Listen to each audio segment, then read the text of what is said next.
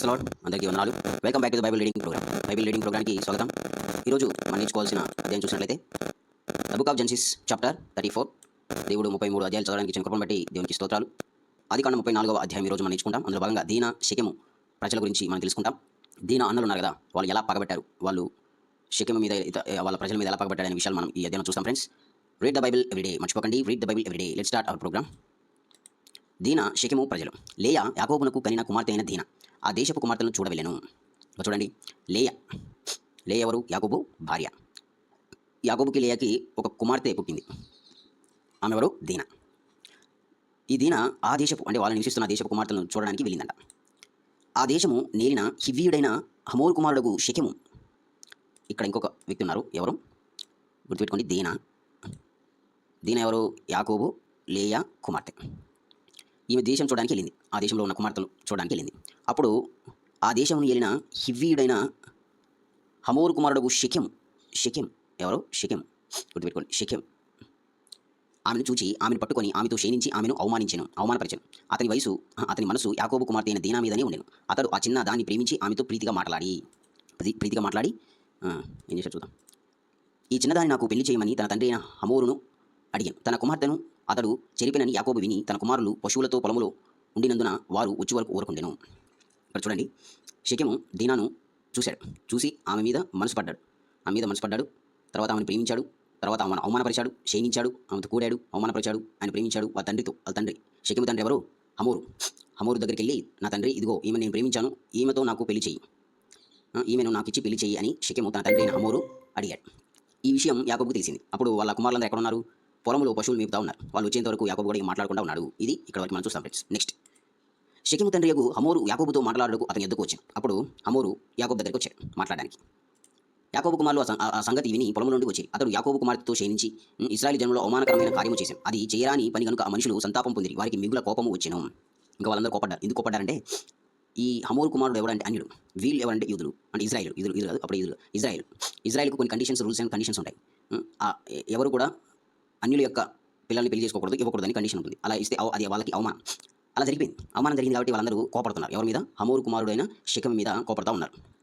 సంతాపం పొందారు, మిగులు కోపడ్డారు. అప్పుడు హమోరు వారితో అంటున్నాడు, షెకెము అను నా కుమారుని మనసు నీ కుమార్తె మీదనే ఉన్నది. దయచేసి ఆమెను అతనికి ఇచ్చి పెళ్లి చేయుడి. మీ పిల్లలను మాకిచ్చి మా పిల్లలను మీరు పుచ్చుకొని మాతో 1000 మంది మా మధ్య నివసించుడి. ఇక్కడ ఏమంటున్నాడు చూడండి. ఇక హమోరు ఏమంటున్నాడంటే, షెకెము అని నా కుమారుడు ఉన్నాడు, నీ కుమార్తె మీదనే అతని మనసు ఉంది, నీ కుమార్తె అతను ప్రేమించాడు. దయచేసి ఇదిగో నా కుమారునికి నీ కుమార్తె అయిన దీనాన్ని ఇచ్చి పెళ్లి చేయండి.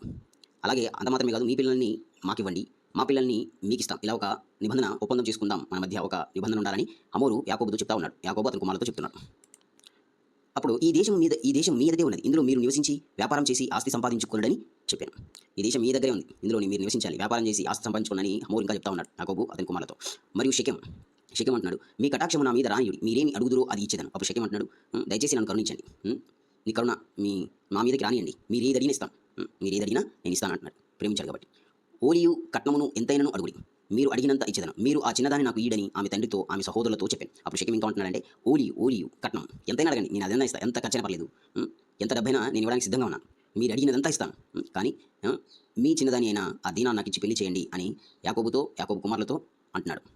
అయితే తమ సహోదరి అయిన దీనాను అతడు చెరిపినందున యాకోబు కుమారులు షెకెముతోనూ అతని తండ్రి అయిన హమోరుతోనూ కపటముగా ఉత్తరం ఇచ్చి అనినా దీమనగా, అప్పుడు ఏమంటున్నారంటే, వాళ్ళు కపటముగా, అంటే మనసులో ఒక మాట ఉండి బయట ఇంకొక మాట చెప్పారు. ఎవరు? యాకోబు కుమారులు. ఎవరికి? హమోరు షెకెముతో. ఒప్పుకున్నట్టే ఉన్నారని లోన మొత్తం పగే. మా చెల్లిని జరుగుతారు వాళ్ళు, మా చెల్లిని ప్రేమిస్తాడు, మా చెల్లిని అవమానిస్తాడు, మమ్మల్ని అవమానిస్తాడని పగ మాత్రం వాళ్ళలోనే ఉంది. కానీ పైకి మాత్రం ఒప్పుకున్నట్టుగా మాట్లాడుతున్నారు. మేము ఈ కార్యము చేయలేం, సున్నతి చేయించు కొనని మా సహోదరిని కొనిన వానికి సున్నతి చేయించు కొనని వానికి మా సహోదరిని ఇయ్యలేము, ఇది మాకు అవమానం. సున్నతి పొందలేదైనా, ఎందుకంటే అన్యుడు కదా, అన్యుడు కాబట్టి సున్నతి పొందని ప్రతి వాడికి ఇయ్యొద్దని దేవుడు చెప్పాడు కదా, అది మాకు అవమానం, నీ ఇవ్వలేం అంటున్నారు. మీలో ప్రతి పురుషుడు సున్నతి పొంది మా వలె ఉండిన ఎడలా సరే, ఆ పక్షమందు మీ మాట ఒప్పుకొని మా పిల్లలను మీకు ఇచ్చి మీ పిల్లలను మేము పుచ్చుకొని మీ మధ్య నివసించదాము, అప్పుడు మనం ఏకజనమగుదాము. అప్పుడు మీరు ఏమంటున్నారంటే, వీళ్ళందరూ ఏమంటారంటే, మీలో ప్రతి పురుషుడు కూడా సున్నతి పొందాలి, ఆ పక్షమందు మీ మాట ఒప్పుకుంటాం, మీ పిల్లల్ని మాకిస్తాము, మీ పిల్లల్ని మాకియండి, మా పిల్లల్ని మీకు ఇస్తాం. ఇప్పుడు మీరందరూ మీలో ఉన్న ప్రతి పురుషుడు కూడా సున్నతి పొందాలి అని అంటున్నారు. అప్పుడు దేవుడు కూడా అన్నాడు కదా, ఎవరైనా సున్నతి పొందాలనుకుంటే, అన్యుడు సున్నతి పొందాలనుకుంటే వాళ్ళు పర్మిషన్ ఇవ్వండి అని మనం చూసాం. కరెక్ట్గా చెప్పారు. అప్పుడు మనం ఏకజనం అవుతాము అని చెప్తున్నాడు. మీరు మా మాట విని సున్నతి పొందని ఎడలా మా పిల్లల్ని తీసుకొని పోవుదామని చెప్పగా, మీరు మా మాట విని సున్నతి పొందిన ఎడల మా పిల్లలను తీసుకొని పోదుమని చెప్పగా వారి మాటలు హమోరు కుమారుడైన షెకెముకు ఇష్టంగా ఉండేను. ఆ మాటలు చెప్పినప్పుడు హమోరుకు అతనికి కుమారుడైన షెకెముకు వాళ్ళకి ఇష్టమైంది సున్నతి పొందాలని.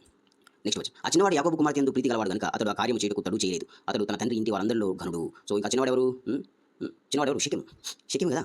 షెకెము ఏంటన్నాడు? షెకెము యాకోబు కుమార్తెని దీనాను ఎక్కువగా ప్రేమించాడు కాబట్టి ఈ కార్యాన్ని చేయడానికి అతను ఒప్పుకొని ఏమాత్రం కూడా తడు చేయలేదు, ఏమాత్రం కూడా వేచి ఉండలేదు, వెంటనే చేసేసి ఎందుకంటే ఆ తండ్రి ఇంటి వారందరిలో అతడు ఘనుడు, పేరు పొందినవాడు. అందరూ అతని మాట విన్నాడు కాబట్టి. హమోరును అతని కుమార్తె అయిన షెకెమును తన ఊరి గవి ఎద్దకు వచ్చి తమ ఊరి జనులతో మాట్లాడుచు, ఈ మనుషులు మనతో సమాధానంగా ఉన్నారు కనుక వారిని దేశమందు ఉండనిచ్చి ఇందులో వ్యాపారం చేయనీయుడి. ఈ భూమి వారికి చాలినంత విశాలమై ఉన్నది కదా, మనము వారి పిల్లలను పెళ్లి చేసుకొని మన పిల్లలను వారికి ఇద్దాము. ఇప్పుడు వాళ్ళందరూ పిలిపించారు, ఇదిగో ఊళ్ళో వాళ్ళందరూ పిలిపించి ఊరి జిల్లారా వినండి, ఈ మనుషులు మనకి సమాధానంగా ఉన్నారు, వీళ్ళు ఎక్కడికి వెళ్తే అక్కడ ఉండనియండి, ఏమి కోరితే అది వాళ్ళు సొంతమవుతుంది, వీళ్ళు మన వాళ్ళే, చాలినంత భూమి విశాలమైన ఉన్నది కదా, మన పిల్లల్ని వాళ్ళకి ఇద్దాం, వాళ్ళ పిల్లల్ని మనం తీసుకుందాం అని చెప్తున్నాడు ఊరి జనాలందరికీ. అయితే ఒకటి, ఆ మనుషులు సున్నతి పొందినట్లు మనలో ప్రతి పురుషుడు సున్నతి పొందిన ఎడలనే మన మాటకు వారు ఒప్పుకొని మనలో నివసించి ఏకజనంగా ఉండు. అప్పుడు ఏమంటున్నాడు? ఇదిగో ఒక కండిషన్ పెట్టారు. ఏం కండిషన్ పెట్టారంటే మనలో ప్రతి పురుషుడు కూడా సున్నతి పొందాలి, అప్పుడు మాత్రమే వాళ్ళు మన ఒప్పందానికి ఒప్పుకుంటారని చెప్పారు. వారి మందలు, వారి ఆస్తి, వారి పశువులని మనం అగుదు కదా, ఎట్లయినా మనం వారి మాటను ఒప్పుకుందాం, అప్పుడు వారు మనలో నివసించేదిగా. అప్పుడు వాళ్ళు అన్నారు, వారి పశువులు, వారి మంద, వారికి ఉన్న ప్రతిదీ కూడా మనదే అవుతుంది కదా, ఒప్పుకుందాం, అప్పుడు వాళ్ళు మనలో నివసిస్తారు అని అంటున్నారు. అంటే షెకెము వాళ్ళ ప్రజలతో, హమోరు షెకెము వారి ప్రజలతో మాట్లాడుతున్న మాటలు. నెక్స్ట్ దీనా అన్లా పక్క చూద్దాం. హమోరును అతని కుమారుడు షెకెమును చెప్పిన మాట అతని ఊరి గవిని ద్వారా వెళ్ళు వారందరూ విని, అప్పుడు అతని ఊరి గవిని ద్వారా వెళ్ళు వాళ్ళు ప్రతి పురుషుడు సున్నతి పొందను. ఇంకా హమోరు తర్వాత షెకెము ఎందుకు? ఆ ఊరి వాళ్ళందరూ ఘనుడు కదా, హమోరు కుమారులు అందరూ ఘనుడు, ఈయన మాట అందరూ వింటారు కాబట్టి హమోరు షెకెము వారందరి మాట అందరికీ చెప్పినప్పుడు వారందరూ కూడా వీళ్ళ మాట విని వాళ్ళు చెప్పిన విధంగానే ప్రతి పురుషుడు సున్నతి పొందారు. ఇక మూడవ దినమున వారు బాధపడుచుండగా యాకోబు కుమారులు ఇద్దరు, అనగా దీనా సహోదరులైన బాధపడుతున్నారు. ఇది గుర్తుపెట్టుకోండి, ఎవరు దీనా సహోదరులు ఉన్నారు, షిమ్యోను లేవి వీళ్ళిద్దరే. షిమ్యోను లేవి తమ కత్తులు పట్టుకున్నారు, ఎవరికి తెలియకుండా ఊరి మీద పడి ప్రతి పురుషుని చంపేశారు. ఇది దేవునికి వ్యతిరేకంగా చేశారు. వాళ్ళు సున్నతి పొందారు. ఎవరైతే సున్నతి పొందాలనుకుంటున్నారో వాళ్ళు సున్నతి ఇవ్వండి, మన జనంలో కలుపుకోండి అని చెప్పారు. సమాధానంగానే ఉన్నారు. ఇంకా వీళ్ళు ఆ పగని దాచుకొని మనసులో ఉన్న ద్వేషాన్ని పెట్టుకొని వారి మీద కత్తులతో దాడి చేసి చంపేశారు, ప్రతి పురుషుని చంపేశారు. వారు హమోరును అతని కుమారుడైన షెకెమును కత్తివాత చంపి షెకెము ఇంటి నుండి దీనాన్ని తీసుకుని వెళ్ళిపోయి హమోరును చంపేశారు, షెకెము చంపేశారు. వారిలో అంటే వారి ఊళ్ళో జీవించే ప్రతి మనిషి కూడా వాళ్ళు చంపేసినట్టుగా మనం చూస్తాం ఫ్రెండ్స్. ఇది చాలా దారుణం కదా. ఎస్, ఓకే, అలా జరిగింది. తమ సహోదరిని చెరిపినందున యాకోబు కుమారులు చంపబడిన వారు ఉన్న చోటికి వచ్చి ఆ ఊరు దోచుకొని వారి గొర్రెలను, పశువులను, గాడిదలను, ఊళ్ళో దేమి, పొలంలోని దేమి, వారి ధనమును యావత్తును తీసుకొని వారి పిల్లలందరినీ, వారి స్త్రీలను చెరపెట్టి ఎండలో అంతా చూసుకున్నారు. చాలా దారుణం చేశారు. అక్కడ ఉన్న ప్రతి పురుషుని చంపేశారు, హమోరును చంపేశారు, షెకెమును చంపేశారు, దీనాన్ని తీసుకొచ్చేశారు. తీసుకురావడం కాదు, వాళ్ళ ఊళ్ళో అంతా ధనము, బంగారం అన్నింటినీ ఆస్తి మొత్తం తీసుకొని వచ్చారు. వారి పిల్లలందరినీ, స్త్రీలను చెరపెట్టి ఇంట్లో అంతా చూసుకున్నారు. అప్పుడు యాకోబు షిమ్యోనును లేవిని చూచి, మీరు నన్ను బాధపెట్టి ఈ దేశ నివాసులైన కనానీయులలోను పెరిజీలలోను అసహ్యునిగా చేసిదిరి, నా జనసంఖ్య కొంచెమే, వారు నా మీదకి గుంపుగా వచ్చి నన్ను చంపెదరు, నేను నా ఇంటి వారు నాశనం అవుతుందని చెప్పాను. ఇప్పుడు ఆ షిమ్యోను లేవి చేసిన పనిని యాకోబు విని, అయ్యో మీరేం చేశారు బాబు, మీరు నన్ను అసహ్యునిగా చేశారు, ఈ దేశంలో మనం కొద్ది మంది ఉన్నాం, వాళ్ళు చాలామంది, వాళ్ళు చంపేస్తారేమో అని భయపడ్డాడు. వచ్చి చంపేస్తారేమని భయపడ్డాడు. ఏం పని చేశారు బాబు అని చాలా బాధపడ్డాడు. నెక్స్ట్ అందుకు వారు వేషేడలా జరిగించినట్లు మా సహోదరుని ఇలా ప్రవర్తించవచ్చా అని. అప్పుడు వాళ్ళు ఏం సమాధించారంటే, మా చెల్లిని వాళ్ళు చెబుతారా, మా చెల్లిని వేషం చూసినట్టు చూస్తారా, ప్రవర్తిస్తారా, వాళ్ళకి తగిన శాస్త్రం జరిగింది అని వాళ్ళు సమాధానం ఇచ్చినట్టు మనం చూస్తాం ఫ్రెండ్స్. సో ఇది ఈ విషయాలు మనం ఏదైనా చూస్తాం. అదే మనం చూసిన ఏంటంటే హమోరు కుమారుడైన షెకెము దీనా మీద మనసు పడడం, దీనాను ప్రేమించడం, అది వాళ్ళ యాకోబు దగ్గరికి తీసుకెళ్లి యాకోబును ఒప్పించడం, వాళ్ళ ఊరు యాకోబు కుమారులు ఒక కండిషన్ పెట్టడం, ఆ కండిషన్కి వీళ్ళు ఒప్పుకోవడం, ఆ కండిషన్ ప్రకారంగా ప్రతి పురుషుడు సున్నతి పొందడం. యాకోబు కుమారులు ఇద్దరు షిమ్యోను మరియు లేవి ఆ పగను మనసులో ఉంచుకొని ఆ ఊరి గవిని దగ్గర వెలుచున్న ప్రతి పురుషుని చంపేసి వాళ్ళ పిల్లల్ని, స్త్రీలను చేపట్టడం, వాళ్ళని ఆస్తి మొత్తం దోచుకోవడం, అన్ని విషయాలని ఇక్కడ మనకు చూస్తాం ఫ్రెండ్స్. ఇక్కడ షెకెము చేసిన తప్పే. ఆ తప్పును సరి చేసుకోవడానికి, ఎందుకంటే ప్రేమించాడు కదా, ఆ తప్పును సరి చేసుకోవడానికి యాకోబు దగ్గరికి వచ్చి సమాధాన పడ్డాడు. యాకోబు వీళ్ళందరూ చెప్పిన ఆ కండిషన్ ఒప్పుకొని సమాధానంగా ఉండడానికి వీళ్ళందరూ ఇష్టపడ్డాడు. ఆ తప్పును సరి చేసుకున్నాడు, పెళ్లి చేసుకున్నాడు కదా, పెళ్లి చేసుకున్నాడు. ఇక్కడ ఆ తప్పులు మరింకా తప్పు చేసింది ఎవరంటే యాకోబు కుమారులు షిమ్యోను లేవి, వీళ్ళిద్దరు తప్పు చేసినట్టు మనం చూస్తాం ఫ్రెండ్స్. సో ఈ విషయాలు thanks to everyone, gospel message to the world. దేవుని నామమునకు మహిమ కలుగును గాక, దేవుని వాక్యం దీవించును గాక. మరొక రోజు కలుసుకుందాం. అందరికీ వందనాలు.